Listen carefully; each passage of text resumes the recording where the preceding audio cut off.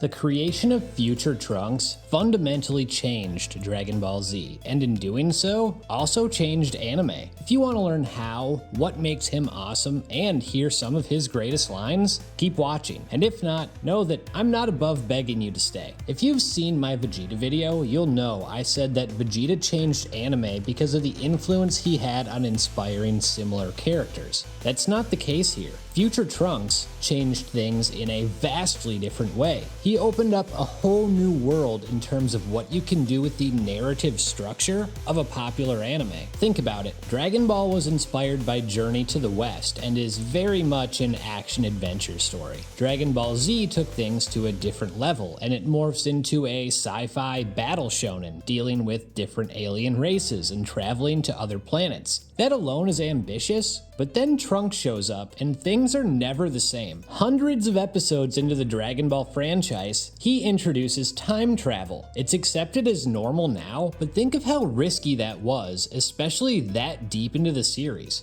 Imagine telling Dragon Ball fans in the 80s, yeah, so Goku is an alien who will evolve into a super alien, then goes to battle Space Hitler on another planet, then gets back to Earth right before Robo Space Hitler gets killed by another alien's time-traveling son. Like, how the hell are you supposed to respond to that? You'd think I'm high. And the funny thing is, everything I described was amazing and fits seamlessly within the framework of the show. The way Trunks is added to the story while introducing such a massive concept like time travel to set up the next arc is such a credit to Toriyama and to the Trunks character. You think Isayama was aware time travel could work deep into a shonen because of Trunks? Mashima did it in Fairy Tail, and he stated Toriyama is the reason he drew manga. I can only imagine the amount of ideas spawned from guys like Oda, Kubo, Nakaba, Tabata, and Kishimoto because Toriyama had the ambition to create a character like Trunks. While I view his creation as an anime-changing event in regards to storytelling, I also want to talk about Trunks the character, because he's pretty awesome in his own right. Trunks grew up in a world where Goku succumbed to the heart virus, which led to the Z-Fighters being slaughtered one by one. And like his father, this tragic past does wonders for the writing of his character. Unlike the other Saiyans, Trunks doesn't really care about the pissing contests they have for strength. He's not dictated by his pride, which is why his actions are direct and to the point. He's far more cautious and level-headed than we've seen other Saiyans to be. He's even doubtful of his mother stating how powerful the Z-Fighters were,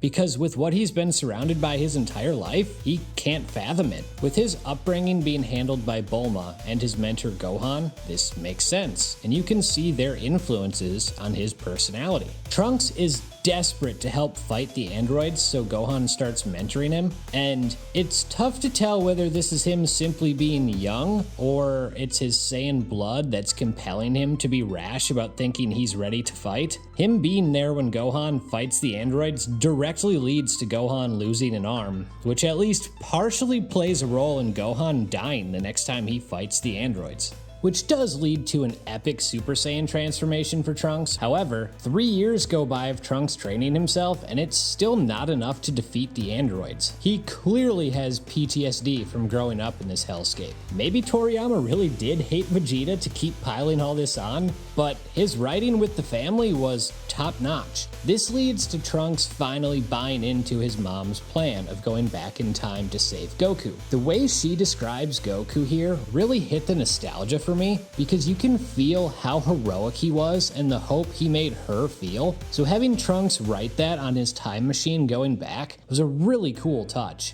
While he's hopeful, he's still practical, and he says as much. I agreed with my mother that I should travel back in time, but I had my own reasons for wanting to go. I had hoped that in the past, with Goku's help, I would find the androids had some weakness. That way I could go back to the future, and even though I still wouldn't be able to bring back all those already gone, I might be able to save the people who are left. Trunks' debut in the normal timeline was insane. Frieza and King Cold have arrived on Earth, and Goku is nowhere to be found. The stakes could not be higher for Earth's remaining heroes, and this purple-haired kid shows up, talks some mad shit, turns Super Saiyan, and easily dispatches the biggest villain the series had ever seen. It was unbelievable at the time. Then, like King Cold, you think, well, maybe his sword is special. But no, it's a regular sword. You should know that a weapon doesn't make a man.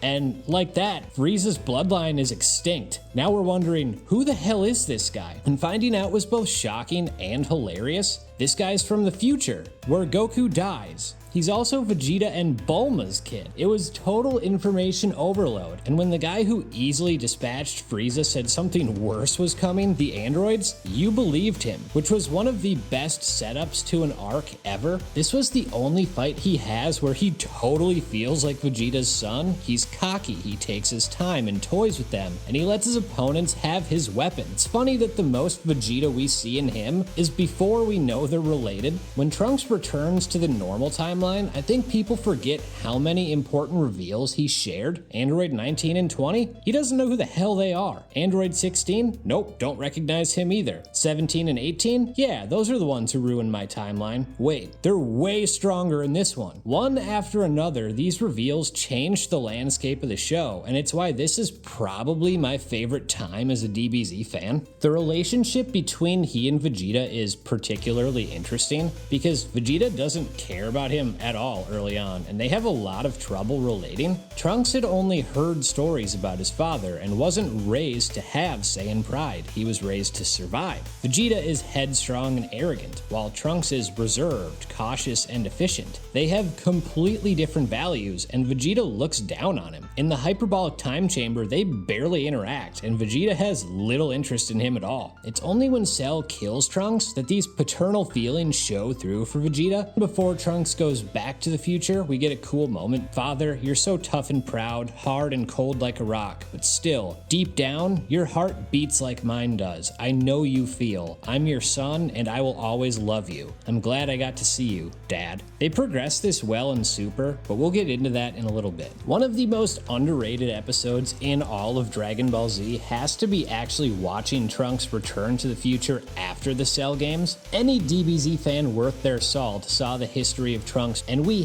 hated those androids for what they did to Gohan. Them being completely helpless to him and acting his revenge was so goddamn sweet, and he gave us the most badass speech he ever gives. You hate the fact that you're powerless to stop me, that you're completely outmatched. Well, imagine feeling the way you do now all of the time like the people of this planet do. Fools. How do you think my master Gohan felt when you ganged up on him in the rain and he had no way out? Well, now it's your turn. I hope you enjoy it. Then he baits Cell out of hiding and absolutely destroys the imperfect version. Epic. And finally, he gets to live happily ever after. Well, until the next time he needed to come back in time because his world was on the brink of ruin. This storyline was so good, they had to do it twice. And guess what? It's the best arc in Super. If Frieza was Space Hitler, what does that make Zamasu? God Hitler? Man, DBZ has some issues. Before we go any further, it's worth mentioning that while I thoroughly enjoyed this arc,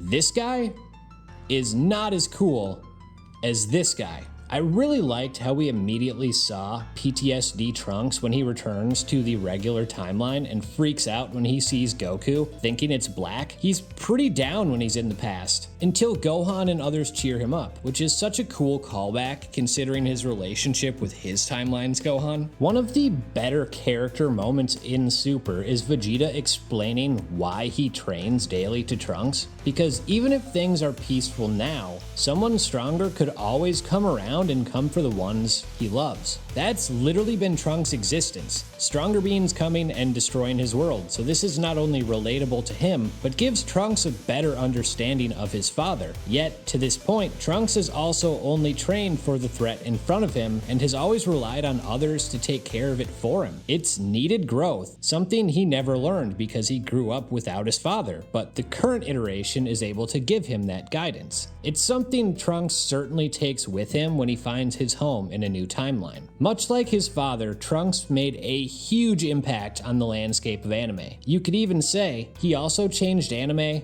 forever.